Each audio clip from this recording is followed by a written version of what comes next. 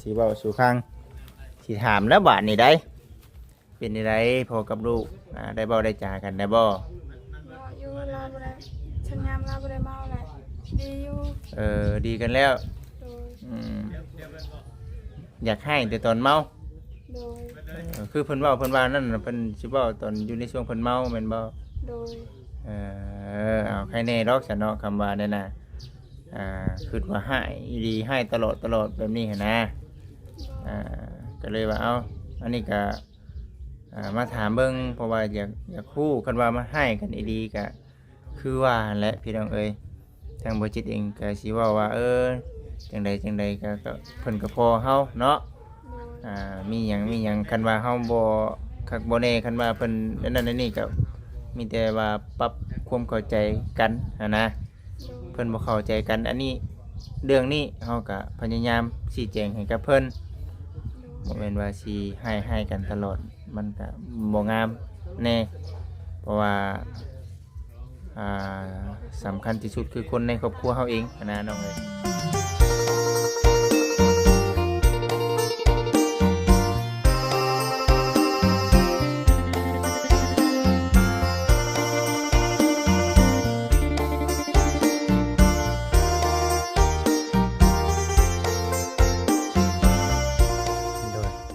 พี่น้อง FC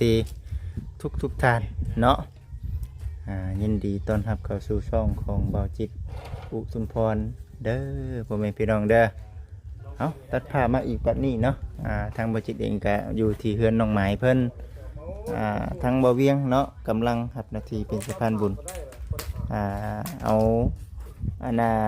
ไดน้ำเด้เบิ่งนี่เนาะเอามาใส่ให้กับน้องหมายพี่น้องเอ้ยเอาดีใจน้ำเพิ่นตอนนี้ทางน้องไม้ก็กำลังเนาะกเก็กอยู่เนาะ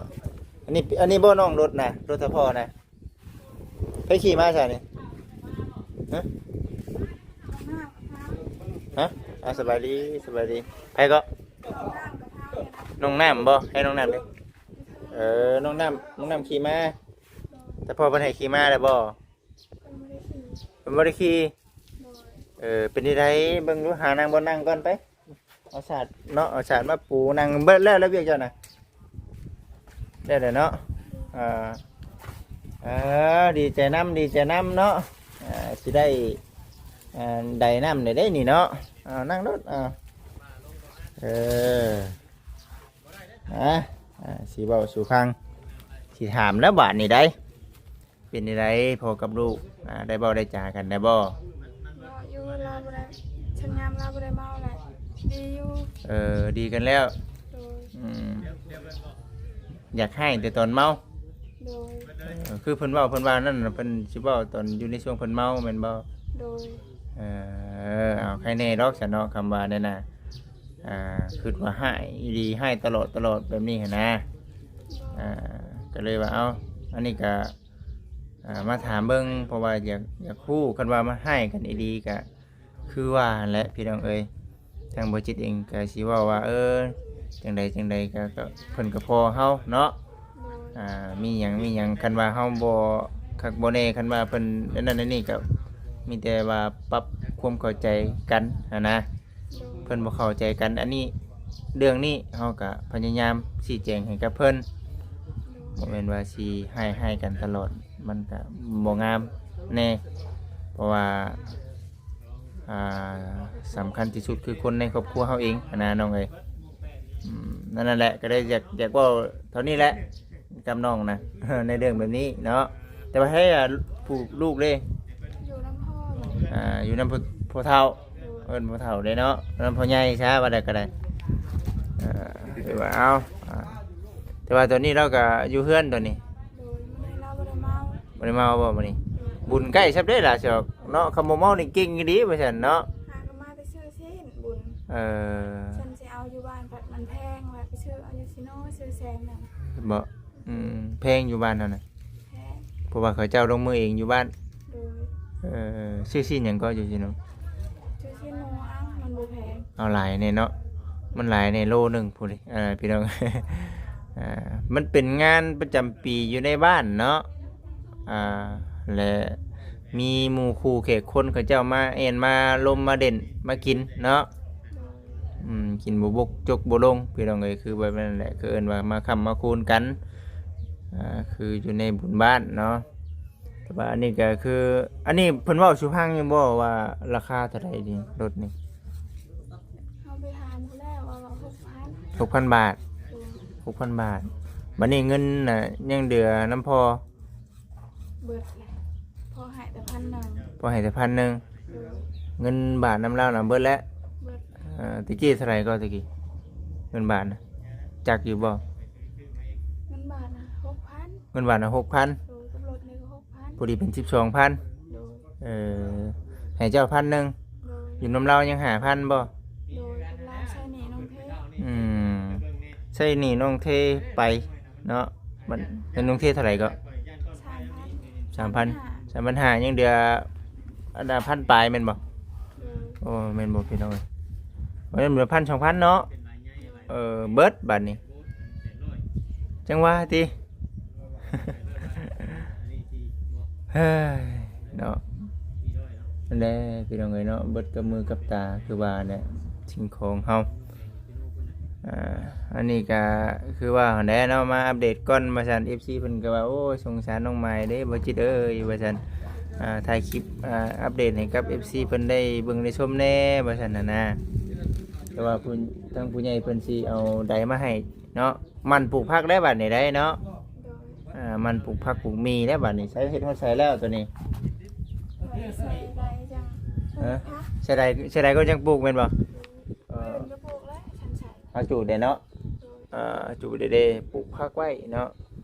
มีไก่นี่ไก่ไผซั่น ไก่ประพร ระวังเด้อเนาะ ใส่ตะนางน้ำในได้เนาะต้องมีตะนางน้ำได้นี่เอาโบอยูอันนี้เนาะเอาโบอยูอันนี้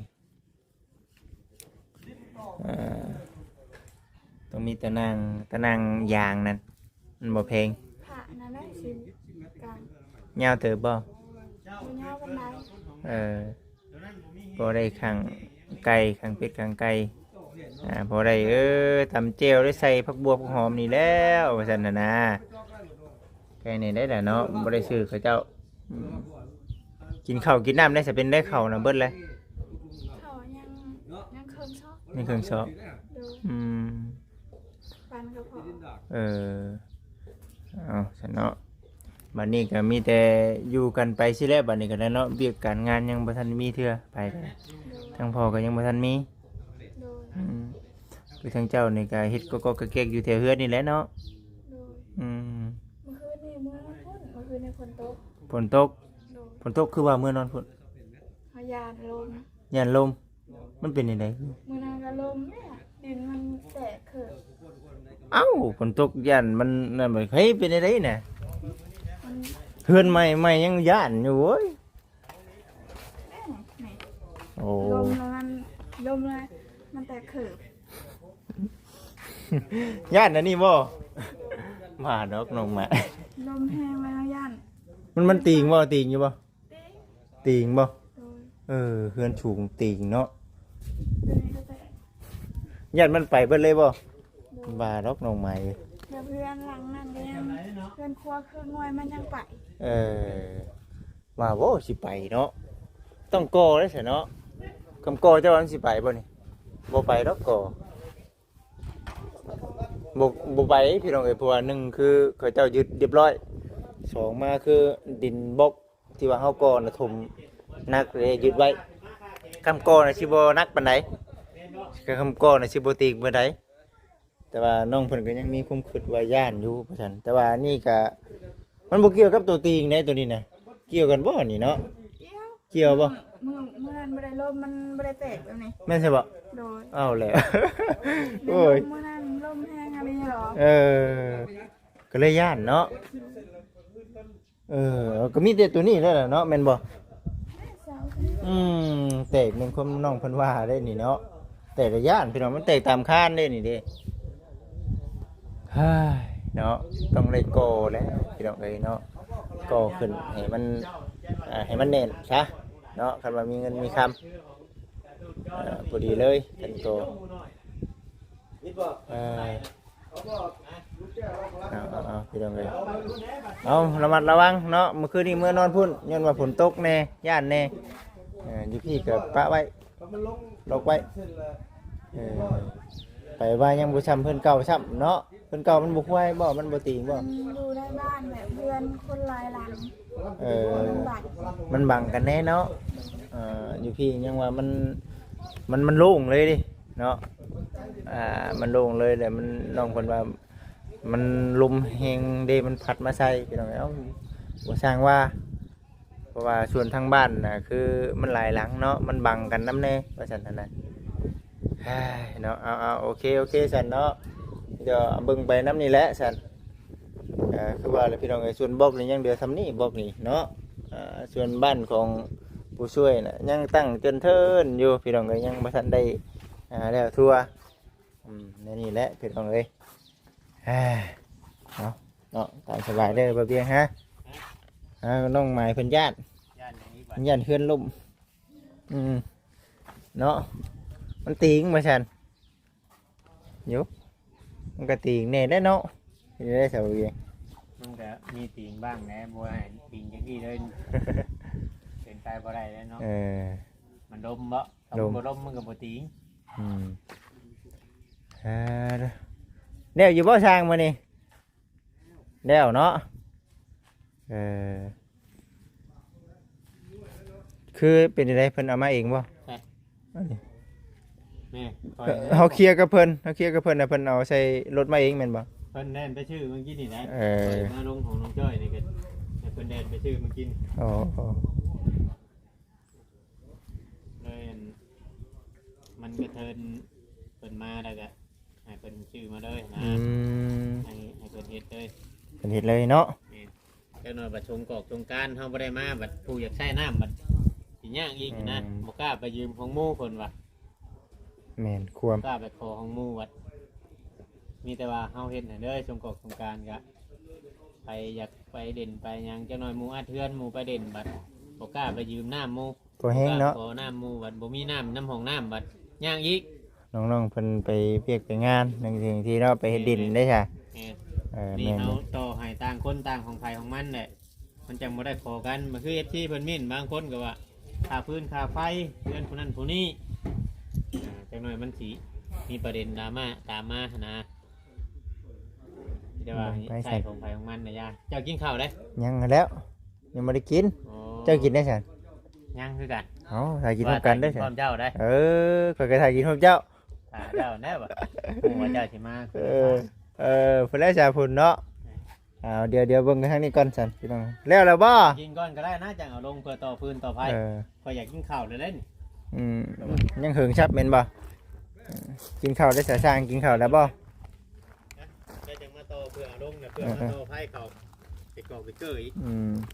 กินข้าวก่อนมันบ่ายแล้วไปจักเกี่ยงบ่ายเลยเด้บ่ายโมงครึ่งเลยเด้แม่น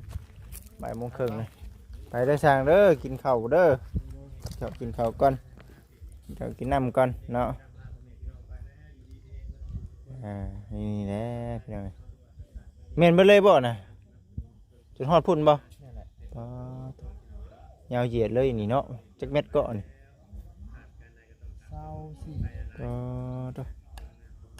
24เม็ดเลยพี่น้องเอ้ยแต่ก็ยังรุดอยู่อ่ะคนที่ควรฮู้ได้อันนี้บ่มีแต่ได้สำใดก็เอาสำนั้นเนาะมาเบิ่งบัดนี้ว่าน้ำมันสิพอใช้อยู่บ่เท่านั้นแหละไปสันFCเดี๋ยวไปรับประทานอาหารก่อนเนาะเฮ้ยเบิ่งดูบ้านน้องถือทองหลายมื้อเดี๋ยวได้ที่ว่าบวมน้ำนี่เนาะแม่นสิว่าไล่แล้วไปจักเบิ่งก่อนเบิ่งก่อนโอ้มีความชุ่มชื่นอยากอ่อนๆดูโอเคละสำเนียงก็ได้อีกประมาณจัก2-3 มื้อนะว่าง่ายๆกันเนาะประมาณจัก2-3 มื้อนี่บ่คิดว่าสามารถเทพื้นได้เนาะนี่ดิเอาพี่น้องพูนเจ้าถิ่นคือนอนคักแท้นี่ฮะบ่นอนไหมตื่นไหมตื่น โอ้ยคือหมาแท้เนาะไปก่อนพี่น้องเอ้ยอืมมาเบิ่งก่อนว่าสิเป็น จังไดคือนี่ข่าวว่าย่อกับเก่ากับน้ำเดี๋ยวจะไปกินข้าวก่อนนะเนาะบ่ได้เตรียมข้าวมาเลยพี่น้องเอ้ยมื้อนี้ก็มากินอยู่นี่ไปซั่นเนาะมาคนเดียวพี่น้องเอ้ยมื้อนี้ก็ได้มาคนเดียว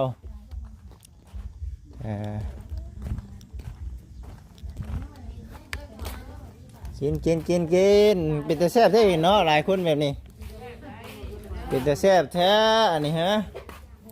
กับไปสั่งเนาะโอ้แนวแซ่บโดดเนาะ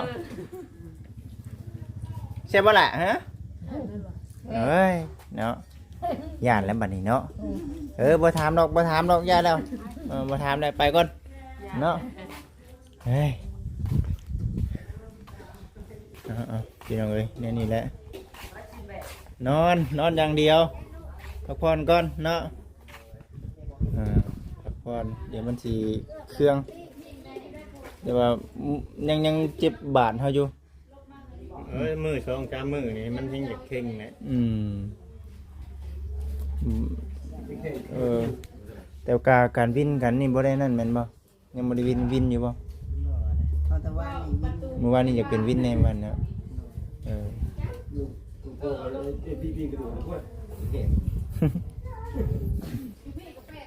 กินบ่คือหมู่เพิ่นน่ะเนาะแนวบ่กินแม่นมื้อนี้ถือว่าสองบ้านได้บ่เวียงมื้อนี้ต่อไหลมื้อนี้แม่สองบ้านเลยมื้อนี้เนาะมื้อนี้เป็นมื้องานนะก็ได้มีอันน่ะลาบซีดในมื้อนี้ก็ได้เนาะอยู่นำบ้านนี่แหละพี่น้องเพิ่นทางน้องไม้ก็เอาน้ำเพื่อน้องจ้อยเนาะน้ำไปของน้ำยังนะมันบ่มีนะใส่น้องฉลาดถามว่ากินบ่เบ้นะเฮาได้อยู่เบ้ในเบิดเฮาสิ่งที่ว่านั่นคือลิฟต์เด้อลิฟต์นี่ยังบ่ค่อยกินมาได้ดิมีหยังก็ตามแต่เข้ามาลาบประเภทพวกลาบนะลาบซีนดำงัวกันพอดีออกไปส่งเอกสารในเพิ่นเลยเขามาก็รถตำเบ้ตายรถเนี่ยตำเบ้ก็หมู่คนไกลกันนั่นแหละได้เฮ็ดได้บัดนี้เพิ่นบ่ได้นั่นบ่เพิ่นรถใหญ่ไปเลยเพิ่นบ่สนเพิ่นโอ้ยเพิ่นโง่มากกันเชียร์ไอ้เพิ่นแล้วเพิ่นงูมาสิว่าบ่แม่นเบ้ข่อยแล้วเนาะสิว่านี่เด้อบ่สิเป็นนั่นโง่มารถเพิ่นเท่กันอยู่แม่นเบ้ข่อยแล้วแหละแม่นเบ้ข่อยแล้วเนาะอันนี้เข้าไปเลยเนาะไปเลยโอ้เขายังลบมือแล้วเข้าไปเลยเบ้พี่น้องเอ้ยรถเขาบุ้มอยู่เบิ่งเอาถามเบ้ไผบ่แฮงแล้วเนาะเขาเจ้าบ่ถามเขามันยังเช้าเนาะเวลามันกลางคืนนี่บ่เอาหาถึกแล้วแม่นบ่เวลาเขาตัดปลูกได้อันนี้ตั้งเวลาเขาปล่อยสัตว์แล้วเนาะบัดช่วงเร่งบัดเป็นเบ้เขาเจ้าเริ่มเข้าคอกเนาะเป็นนั่นเด้พี่น้องเอ้ยเอาเบิ่งไปน้ำกันจ้ะพี่น้องเอ้ยกินข้าวเฮาปกติเกี่ยวกินข้าวเจ้ากินข้าวหุงบ่แห้งเนาะโมเมนต์ดิมันบ่ถึงขนาดนั้นบ่ซั่นว่า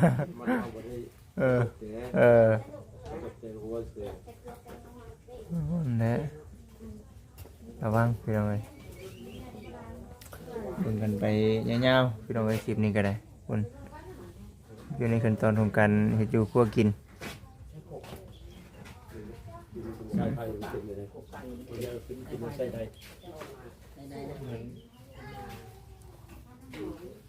บ่ได้จะหาแนวเอาคลิปมาก็ละอันนี้เฮาเช็ดเองบ่นี่นะเองแล้วเพิ่นบ่ได้เอาคลิปมาได้แม่นบ่แม่ดึงเก่งๆขึ้นก่อนพอมันบกก็ตามอย่างบ่ได้ก็คลิปมายายบ่ได้แล้วแม่นเลยเนาะเอาบันไดมาใกล้ก็มาใส่คลิปเก่ามันน่ะแหละไปคลิปน้ำหมูกันนะเล่นมาพี่เลย มันมีกิฟตัวนี้อยู่ เล็กกินไข่ กิฟไฟเนี่ยเด่นขึ้นมากับกิฟสายไฟตัวนั้นเด่นมากับสายไฟตัวนี้เลยทางคุณน่ะยามัน อืม มันมีสายไฟลงมานี่อยู่ เล่นตามกิฟบ่ กิฟเก่าเนี่ยกิฟเก่าสายไฟหลอดไฟไปตัวนั้นเลย อ๋อ เราจะเอามาตามหลอดไฟนั่นก็ได้ที่กัน อืมเอาสันเป็นไงพี่น้องเลยคือสิประมาณนี้แหละสันเนาะจะได้ขอตัวจบคลิปก่อนไปกินข้าวกินน้ำก่อนเดี๋ยวจังว่ากันอีกเทื่อเนาะกี่ว่าสินั่นเดี๋ยวว่าสิบ่ได้มาแน่ว่าฉันบ่ได้มาทางนี้แน่ว่าฉันว่าสิขึ้นไปทางดงเข็นเดี๋ยวลงไปขายของอยู่ตลาดมันช่วยแหละเอ้ามาพี่แหละไปซั่น ก็เลยมาใกล้ก่อนว่าเฮาอีกบ่โดนกับเมื่อว่าซั่นนั่นนะมาคนเดียวแน่ก็สิว่านี่พี่น้องเอ้ยคือสิประมาณนี้เด้อพี่น้องเด้อ